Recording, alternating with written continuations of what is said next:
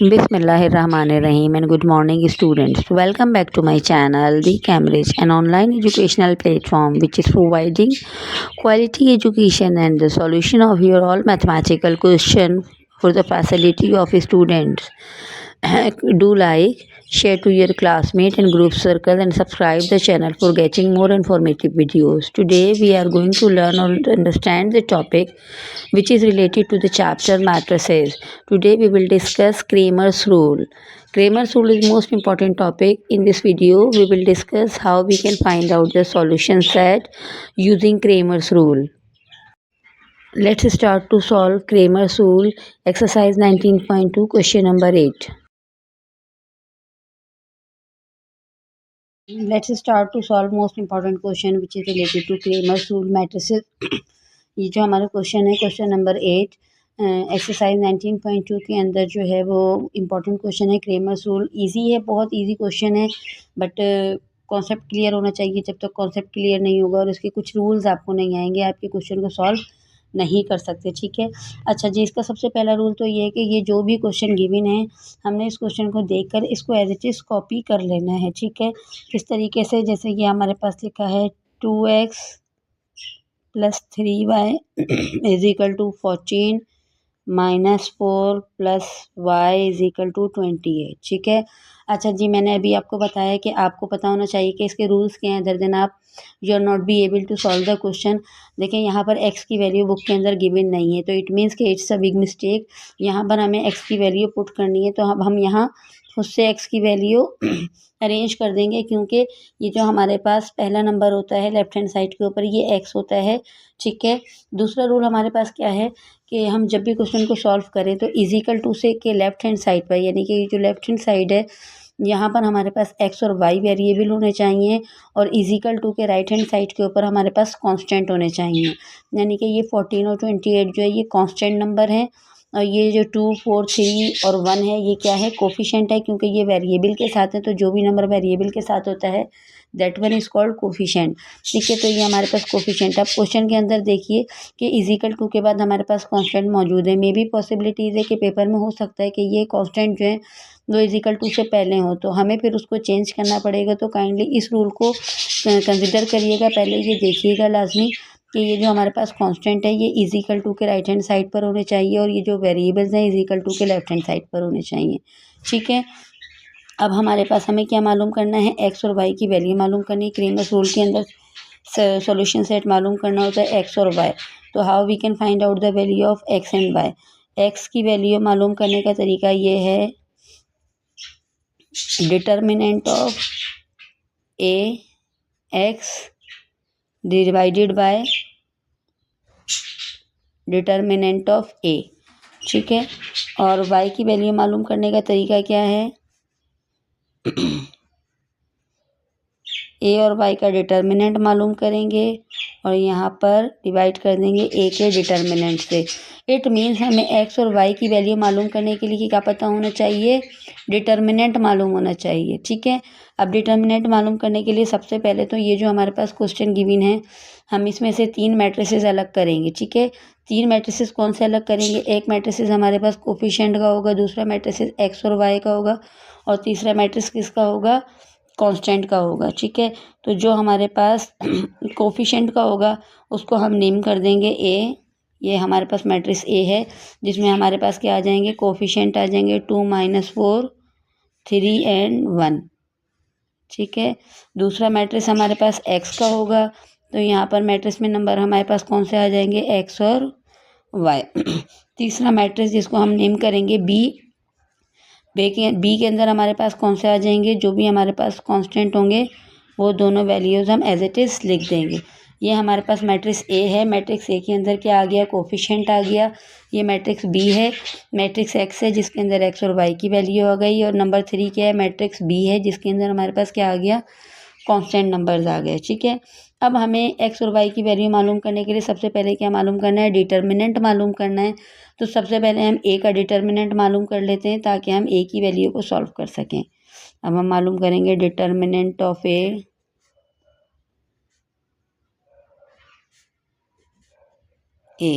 Determinant of A कैसे मालूम करते हैं. ठीक है. ये हमने स्ट्रेट लाइन बना दी डिटर्मिनेंट के लिए, मैट्रिक्स की लाइन नहीं बनती है, स्ट्रेट लाइन बनती है। ठीक है, यहाँ पर हमारे पास क्या है 2 - 4 3 एंड 1। ठीक है, डिटर्मिनेंट मालूम किस तरह करते हैं, डिटर्मिनेंट मालूम करते हैं ये दोनों नंबर्स क्रॉस मल्टीप्लाई होंगे और उनके मिड में जो है वो हमारे पास माइनस की साइन आएगी। तो हमारे पास डिटर्मिनेंट क्या आ जाएगा 2 × 1 -3 × -4। तो डिटर्मिनेंट ऑफ ए हमारे पास क्या आ जाएगा 2 × 1 = 2, माइनस की साइन, 3 × 4 = 12, यहाँ माइनस है तो ये प्लस में हो जाएगा, तो 3 × 4 = 12। तो we will get the answer of determinant of A 14। Determinant हमारे पास क्या आ गया 14 प्लस के अंदर। हाईलाइट कर देते हैं ताकि आपको इसको समझ में आ सके। अब हम क्या करेंगे, अब हम मालूम करेंगे डिटर्मिनेंट ऑफ ए एक्स और determinant of A y. Determinant और ए एक्स कैसे मालूम करेंगे, नंबर 2 स्टेप हमारे पास क्या है ए एक्स का डिटर्मिनेंट। ठीक है, ए एक्स का डिटर्मिनेंट किस तरह मालूम करेंगे, अब हमें ए एक्स का डिटर्मिनेंट मालूम करना है तो हम क्या करेंगे, जो हमारे पास ए कोफिशिएंट वाला नंबर था जहाँ पर एक्स की वैल्यू थी हम उसको सब्स्टिट्यूट कर देंगे बी के साथ। ठीक है, मैं दोबारा आपको यहाँ पर दिखा देती हूँ, आप ये चेक करें। यहाँ हमारे पास ए मैट्रिक्स था, एक्स मैट्रिक्स था और बी मैट्रिक्स था। तो एक्स की वैल्यू हमारे पास कहाँ थी कोफिशिएंट 2 और कोफिशिएंट 4 के साथ। तो इस वैल्यू को हम रिप्लेस करके यहाँ पर हम क्या ले आएंगे बी के नंबर्स लेकर आ जाएंगे, यानी कि 2 की रिप्लेसमेंट में 14 आ जाएगा और -4 की रिप्लेसमेंट में क्या आ जाएगा 28। ठीक है, अब हम यहाँ पर इसको सॉल्व करते हैं। ए एक्स हमने मालूम करना है। ठीक है, तो अब हमारे पास यहाँ पर क्या आ जाएगा 14, 28 और 3 और 1 एज इट इज़। ठीक है, अब हम इसको ए एक्स को मालूम करेंगे। ए एक्स मालूम करने के लिए देखिए ए एक्स क्या हो जाएगा 14 × 1 as it is, 14 × 1 as it is आ जाएगा, minus according to the formula होगा 28 × 3, 28 × 3। अभी हम क्या मालूम कर रहे हैं determinant of A reference to the x, यानी कि ए एक्स का डिटर्मिनेंट मालूम कर रहे हैं। 14 × 1 = 14 -28 × 3 84। तो हमारे पास ए एक्स का डिटर्मिनेंट क्या आ गया हमारे पास -70। इसको भी मैं हाईलाइट कर देती हूँ ताकि आपको अंडरस्टैंड हो सके। अब हमें क्या मालूम करना है determinant of A y, same as it is same formula will be apply. अब हम वाई के रिप्लेसमेंट में क्या करेंगे बी को सब्स्टिट्यूट कर देंगे। तो यहाँ पर हमारे पास देखिए दोबारा मैं आपको मैट्रिक्स दिखा देती हूँ। यहाँ पर हमारे पास क्या रिमेनिंग है 2 और -4। ठीक है, और 3 और 1 की जगह पर हमारे पास क्या आ जाएगा बी का जो भी कांस्टेंट है वो आ जाएगा। तो यहाँ हम क्या लिखेंगे 2 - 4 एज इट इज़ आ जाएगा हमारे पास। ठीक है, और बी की रिप्लेसमेंट हमने यहाँ वाई की रिप्लेसमेंट करनी है तो वाई की जगह पर 14 और 28 आ जाएगा। ठीक है, अब हमें क्या मालूम करना है A reference to the y coefficient. तो यहाँ पर 2 जो है वो 28 से मल्टीप्लाई होगा और 14 जो है वो 4 से मल्टीप्लाई होगा। ठीक है, 14 किससे मल्टीप्लाई होगा 4 से और 2 28 से। 2 × 28 -4 × 14। ठीक है, अब उसके बाद हमारे पास यहाँ पर क्या आ जाएगा determinant of A reference to the y. ठीक है, 2 को 28 से मल्टीप्लाई करेंगे so we will get the answer 56 और 14 को 4 से मल्टीप्लाई करेंगे so we will get the answer 56। But minus और माइनस किस में चेंज हो जाएगा प्लस में चेंज हो जाएंगे तो 56। अब हमारे पास determinant of A reference to the Y क्या आ गया, यानी कि ए और वाई का डिटर्मिनेंट क्या आ गया हमारे पास प्लस प्लस साइन प्लस की एंड 112। नाउ मैंने इसको भी हाईलाइट कर दिया। अब हमारे पास तीनों डिटर्मिनेंट आ गए, ए एक्स भी आ गया, ए वाई भी आ गया और इससे पहले मैंने ए भी मालूम कर लिया था। अब हम क्या करेंगे यहाँ पर एक्स की वैल्यू मालूम करेंगे क्योंकि हमारा क्रेमर्स रूल का सॉल्यूशन सेट मालूम करना है। तो यहाँ पर हमारे पास determinant of A X and determinant of A, ठीक है, ये मालूम करना है हमें। तो एक्स का डिटर्मिनेंट क्या, ए और एक्स का डिटर्मिनेंट हमारे पास क्या आया था -70। और उसके बाद हमारे पास ए डिटर्मिनेंट क्या आया था। ए डिटर्मिनेंट हमारे पास, let me check the what is the value of A determinant. A determinant की वैल्यू थी 14, ठीक है। तो अब हम ए डिटर्मिनेंट की वैल्यू लिखेंगे यहाँ पर 14। 70 को 14 से डिवाइड करेंगे तो 14 वन ज़ा 14, 14 फाइव ज़ा 70। तो हमारे पास एक्स क्या आ गया -5। सो एक्स की वैल्यू क्या आ गई -5। Now we are going to find out the value of Y. Y की वैल्यू कैसे मालूम करते हैं, determinant of A reference to the Y and determinant of A, ठीक है। यहाँ पर ए वाई की वैल्यू क्या आई थी हमारे पास 112 डिवाइडेड बाय ए डिटर्मिनेंट क्या है 14। 112 को 14 से डिवाइड करिए, 14 वन ज़ा 14, 14 एट ज़ा 112। सो हमारे पास आंसर क्या आ गया 8। ये क्या आया प्लस में, वाई हमारे पास क्या आ गया 8। Now we have find out the value of x and we also find out the value of y.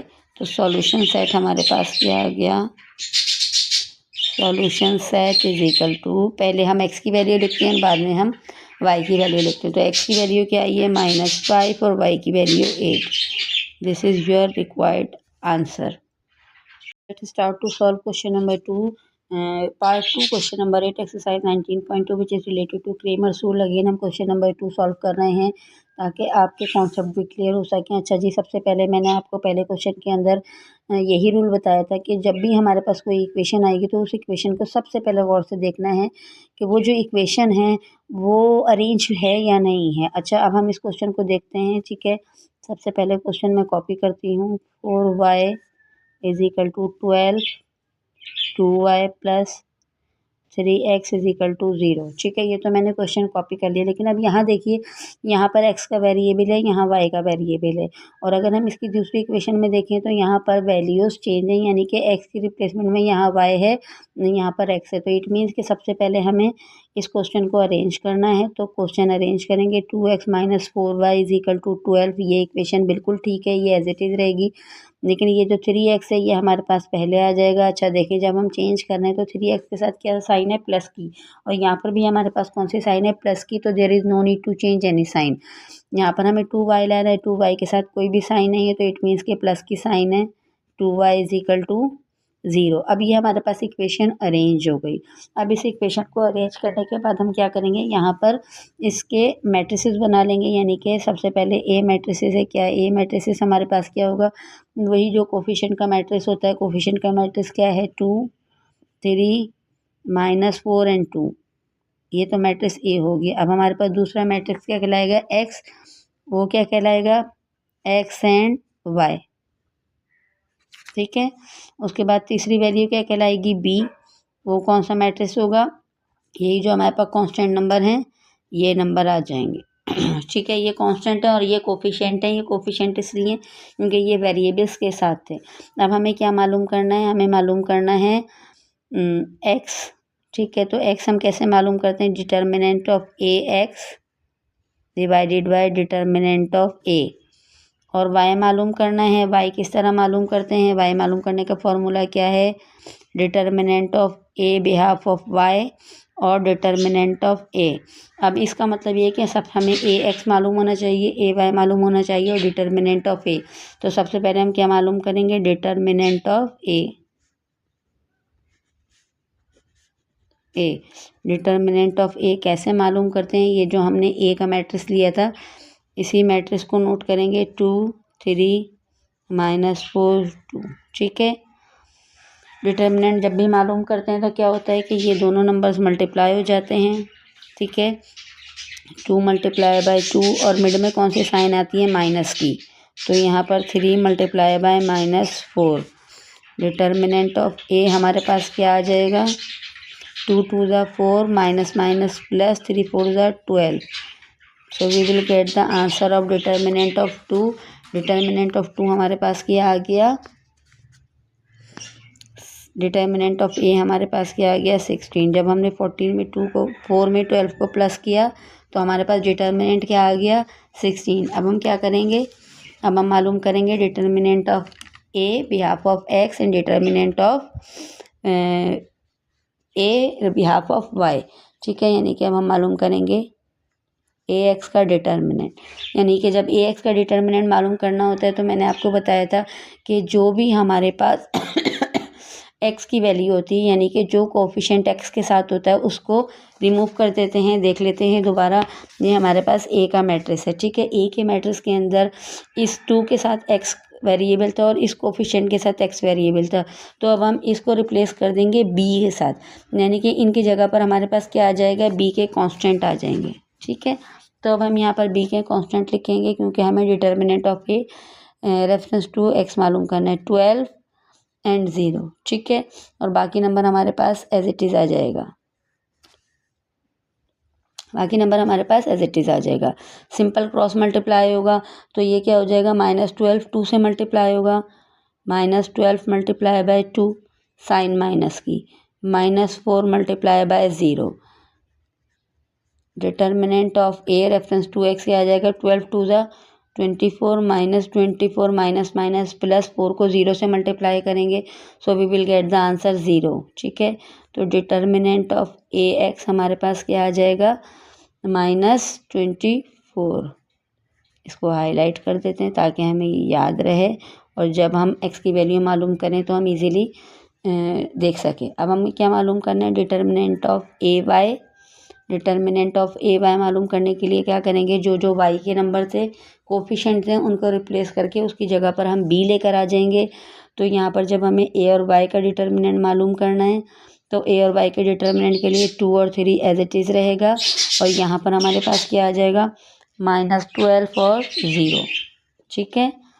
अब हमारे पास इसको मल्टीप्लाई करेंगे तो 2 मल्टीप्लाई बाय 0 माइनस फॉर्मूले का और -12 मल्टीप्लाई बाय 3, तो हमारे पास A determinant reference to Y, A determinant reference to Y क्या आ जाएगा, 2 को 0 से मल्टीप्लाई करेंगे, 0 माइनस माइनस प्लस 12 3 ज़ा 36, तो हमारे पास determinant of A reference to Y क्या आ गया, 36। ये तो आ गया ए एक्स का डिटर्मिनेंट और ये आ गया ए वाई का डिटर्मिनेंट। अब हमें क्या मालूम करना है, now we want to find out the value of X, तो यहाँ हम क्या लिखेंगे, A X divided by A determinant, ठीक है। तो एक्स की वैल्यू, अब ए एक्स की वैल्यू हमारे पास क्या आई थी, आप देखिए यहाँ पर -24 और उसके बाद हमारे पास डिटर्मिनेंट ऑफ ए क्या आया था, डिटर्मिनेंट ऑफ ए चेक कर लेते हैं अपने क्वेश्चन के अंदर। डिटर्मिनेंट ऑफ ए हमारे पास था 16, ठीक है। डिटर्मिनेंट ऑफ ए क्या था, 16। दोनों नंबर्स को डिवाइड करेंगे तो हमारे पास आ जाएगा 8 2 ज़ा 16, 8 3 ज़ा 24, 8 3 ज़ा 24, तो हमारे पास यहाँ क्या आ गया, 3/2 -3/2। एक्स की वैल्यू क्या आई है, -3 डिवाइडेड बाय 2, ठीक है। अब हमें y मालूम करना है, y मालूम करने के लिए क्या मालूम करते हैं, determinant of A y and then determinant of A y की वैल्यू हमारे पास क्या आई थी, 36 प्लस के अंदर और ए की वैल्यू क्या है, 16, ठीक है। अगेन हम उसी से डिवाइड करेंगे कि जिससे ये दोनों डिवाइड हो जाएं, तो आई थिंक कंसिडर करेंगे हम 8 2 ज़ा 16, 8 के टेबल में नहीं आता तो 4 4 ज़ा 16 एंड 4 9 ज़ा 36। यहाँ ऑड नंबर है और ये इवन नंबर है तो both the number we can not divide, तो हमारे पास क्या आ जाएगा, 9/4। वाई की वैल्यू क्या आ गई, 9/4। Solution set, required solution set is, x की वैल्यू क्या आई थी, -3 डिवाइडेड बाय 2 एंड वाई की value 9/4। This is the required solution set of the given question. Don't forget to like, share and subscribe the channel. Thank you.